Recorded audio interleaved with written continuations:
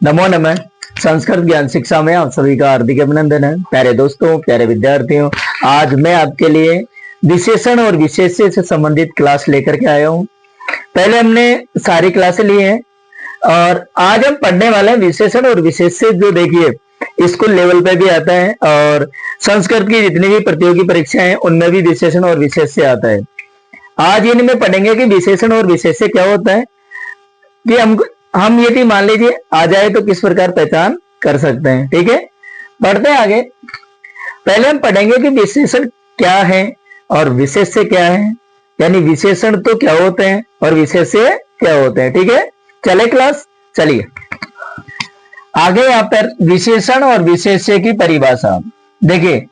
संज्ञा या सर्वनाम शब्दों की विशेषता बताने वाले शब्द विशेषण कहलाते हैं। यानी संज्ञा सर्वनाम की विशेषता बताने वाले शब्द क्या कहलाते हैं? विशेषण कहलाते हैं। यानी संज्ञा और सर्वनाम की विशेषता बताने वाले जो शब्द होते हैं वो क्या कहलाते हैं? विशेषण कहलाते हैं। अर्थात विशेषता सूचक शब्द विशेषण होते हैं।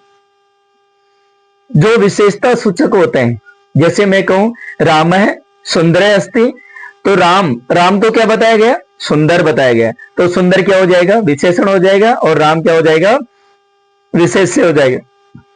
सॉरी, देखना। तथा जिन शब्दों संज्ञा सर्वनाम की विशेषता बताई जाए वे शब्द विशेष्य कहलाते हैं।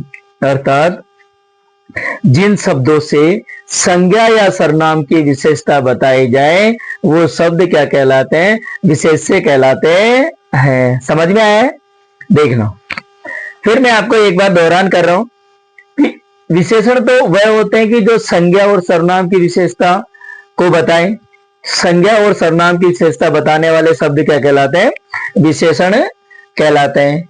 और देखिए विशेषता सूचक जो शब्द होते हैं वो क्या होते हैं? विशेषण होते हैं। तथा जिन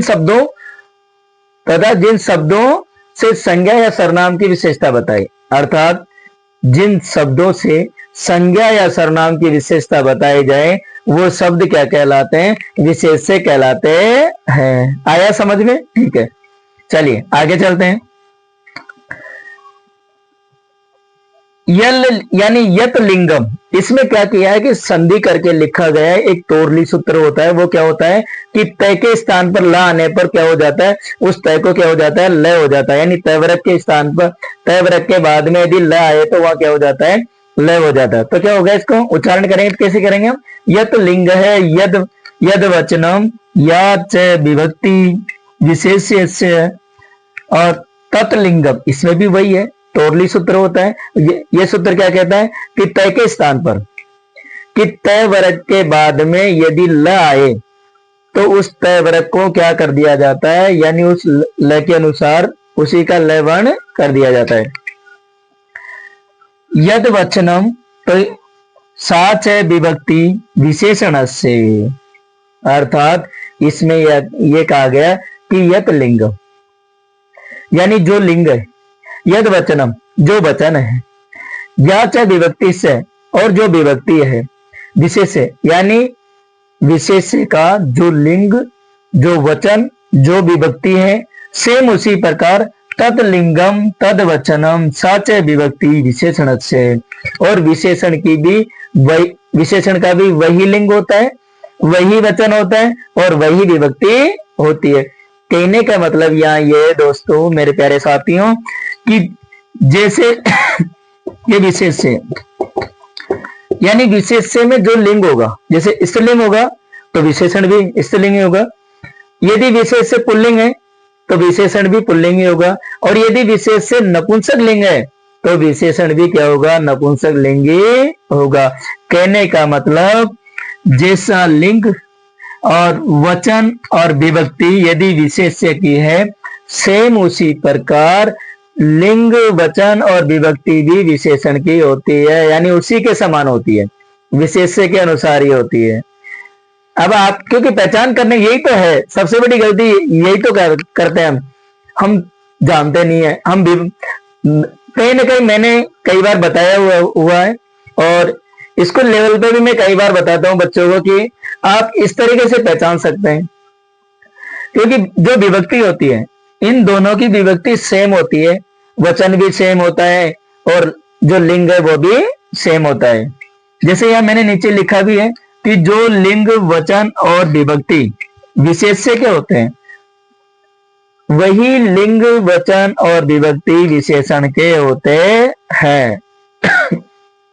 जैसे विभक्ति वचन लिंग और विशेष्य ये विशेषण के समान होते हैं, यानी जिस प्रकार जो विभक्ति है, जो लिंग है, जो वचन है, जो विशेष्य के हैं वही विशेषण के होते हैं। जैसे मैं आपको कहूं यहाँ पर राम है सुंदर, जैसे मैंने लिखा एक उदाहरण लिखा विशाल है ग्राम है, क्या लिखा मैंने एक उदाहरण दिया विशाल है,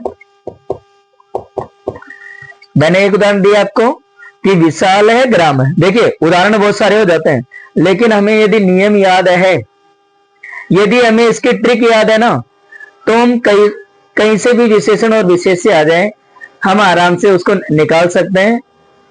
तो देखिए यहाँ विशाल है ग्राम है, यानी जो गांव है, गांव को क्या बताया गया, विशाल बताया गया, बड़ा बताया गया। तो बड़ा बताया गया तो यहाँ ये तो विशाल तो क्या हो जाएगा, विशेषण हो जाएगा, और ग्राम में क्या हो जाएगा, विशेषण हो जाएगा, विशेष्य हो जाएगा, सॉरी। यानी यहाँ ग्राम की विशेषता बताई जा रही कि गांव को एक विशाल बताया गया, यानी बड़ा बताया गया, तो ये तो विशेषण हो गया, और ये क्या हो गया, विशेष्य हो गया। देखिए हम एक ट्रिक लगाते हैं कि विशेषण आगे होता है विशेष्य पीछे होता है, लेकिन संस्कृत में क्या होता है कि हिंदी अर्थ के अनुसार कहीं पर ही आ जाता है, कभी आगे आ जाता है कभी पीछे आ जाता है। तो ये कोई ट्रिक काम नहीं करती है, काम ये करेगी कि जो विशेष्य में लिंग विभक्ति और वचन है सेम वही विशेषण में होती है। इसका आप ऐसे करें, स्क्रीनशॉट ले लीजिए, फिर आगे हम और पढ़ते हैं।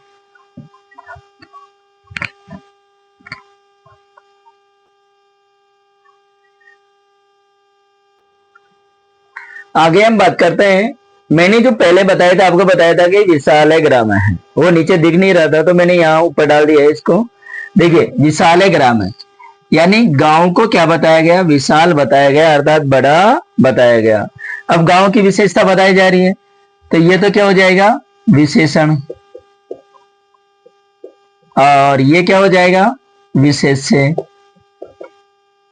ठीक है, मैंने कहा था ना आपसे कि संस्कृत में कहीं पर भी आ जाते हैं, हिंदी अर्थ के अनुसार आगे भी आ जाते हैं पीछे भी आ जाते हैं। हम क्या करते हैं कि ये ट्रिक लगाते हैं कि आगे विशेषण होता है पीछे विशेष्य होता है, लेकिन ये ट्रिक है ना कभी कभी क्या नाम फेल हो जाती है, हम क्या नाम है गलती कर बैठते हैं, तो ये गलती कभी भूल करके भी नहीं करें।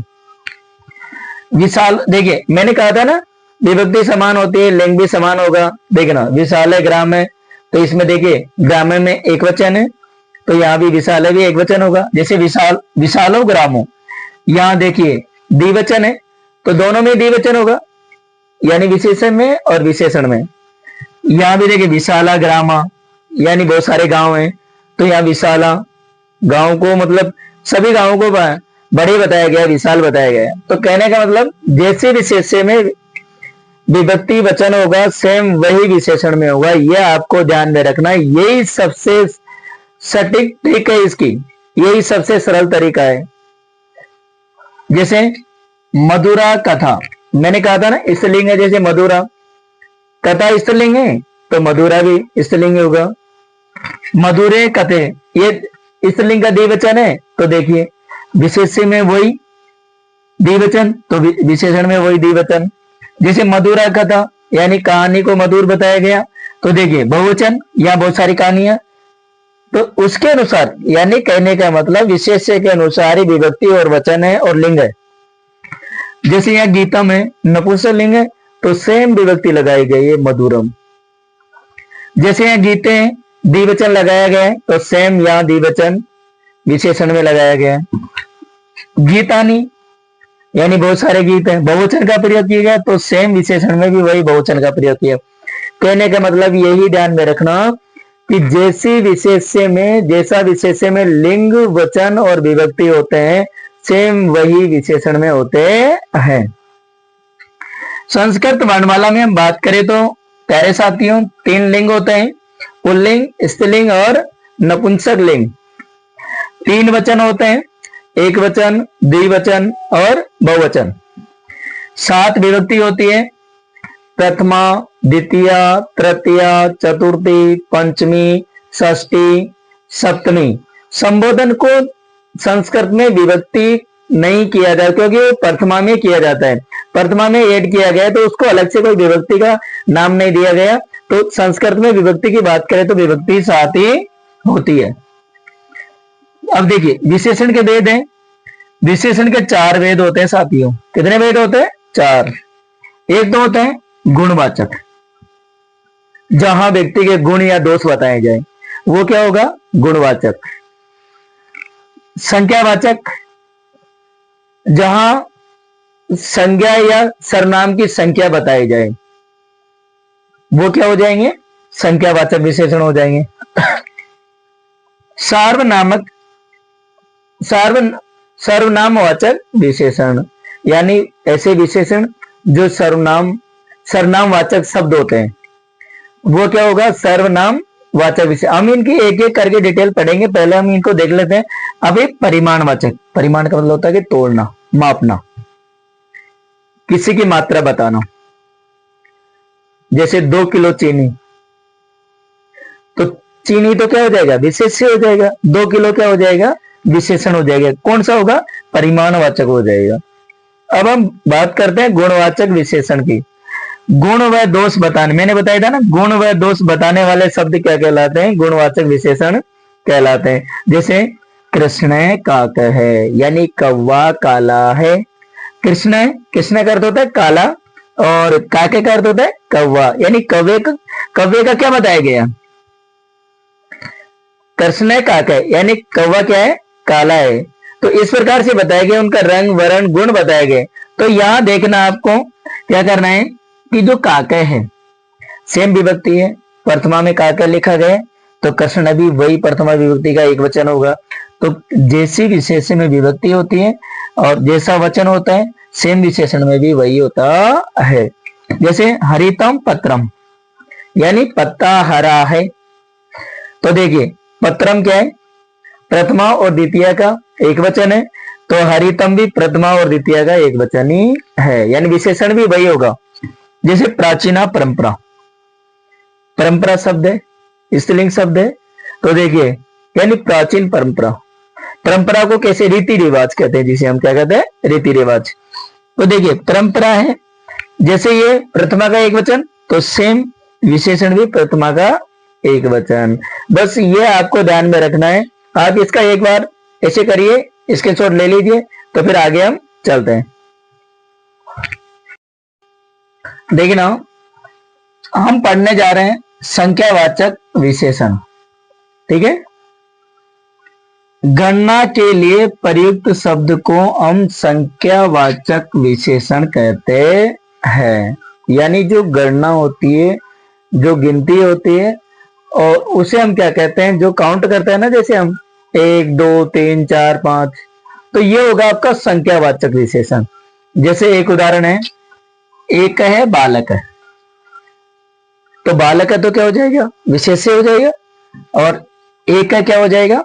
विशेषण हो जाएगा। ठीक है, जैसे एका बालिका, तो एक बालिका, तो बालिका विशेष्य, और एका क्या हो जाएगा? विशेषण हो जाएगा, यानी एक बालिका बताइए। जैसे द्वे बालिका होता, द्वे बालिके होता, तो क्या हो जाता? वही एकम फलानी, यानी एक फल।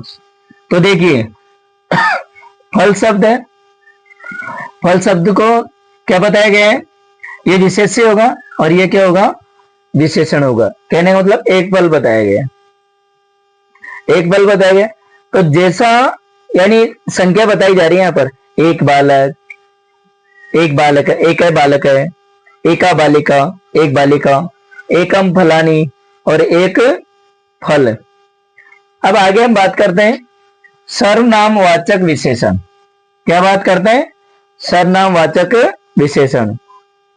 तो देखना, जहां पर संज्ञा के साथ सर्वनाम शब्द का प्रयोग होता है, यानी जहां पर संज्ञा शब्द के साथ में सर्वनाम का प्रयोग होता है तो वो क्या कहलाते हैं, वे शब्द सर्वनाम वाचक विशेषण कहलाते हैं। यानी जहां पर संज्ञा के साथ में सर्वनाम वाचक शब्दों का प्रयोग होता है तो वे क्या कहलाते हैं, सर्वनाम वाचक विशेषण कहलाते हैं। जैसे से बालक है, यानी वह बालक, तो बालक है तो क्या हो जाएगा, विशेष्य हो जाएगा, और ये क्या हो जाएगा, विशेषण हो जाएगा, क्योंकि सर्वनाम का प्रयोग किया जा रहा है संज्ञा के साथ में। जैसे सीता, सा सीता, यानी वह सीता, तो यहां देखिए वह सीता बताया गया तो सर्वनाम का प्रयोग किया गया, तो ये विशेष्य हो जाएगा और ये विशेषण हो जाएगा। जैसे तत्फलम, तत्कमलम, यह कमल है, तो यहां जो कमल है, कमल क्या बताया गया है, यह है, तो इसका मतलब सर्वनाम का प्रयोग किया जा रहा है यहां पर। से सा तत्, यानी वह, तीनों का अर्थ वह होता है सॉरी, तीनों का अर्थ क्या होता है, वह होता है। तत् कमलम, यानी वह कमल है। सा सीता, वह सीता है।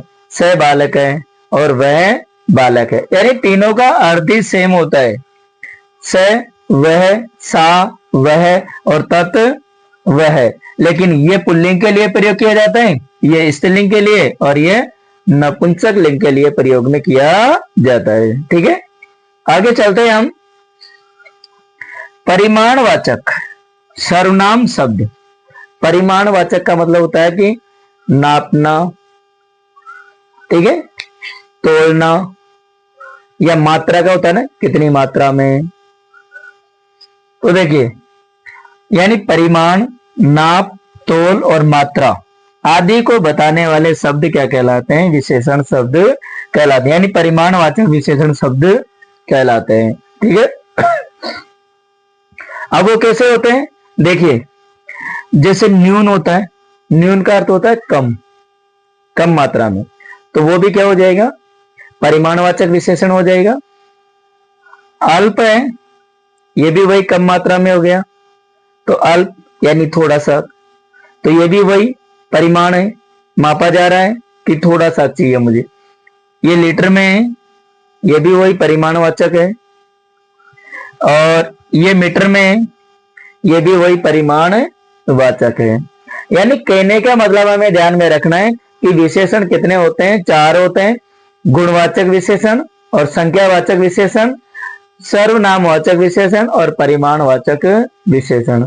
गुणवाचक में तो क्या होता है कि गुण और दोष बताए जाए, जिन संज्ञा सर्वनामों के गुण और संज्ञा शब्दों के गुण और दोष बताए जाए तो वो तो गुणवाचक हो जाएगा, और संख्यावाचक में क्या हो जाएगा कि गणना के लिए प्रयुक्त किए जाने वाले शब्दों को हम क्या कहते हैं, संख्यावाचक विशेषण कहते हैं। यानी गणना के लिए प्रयुक्त शब्द को हम क्या कह देंगे, संख्यावाचक विशेषण कहते हैं। अब क्या होगा सर्वनाम क्या हो जाता है कि संज्ञा के साथ प्रयुक्त होने वाले जो सर्वनाम शब्द है वो क्या हो जाएगा, सर्वनामवाचक विशेषण हो जाएगा।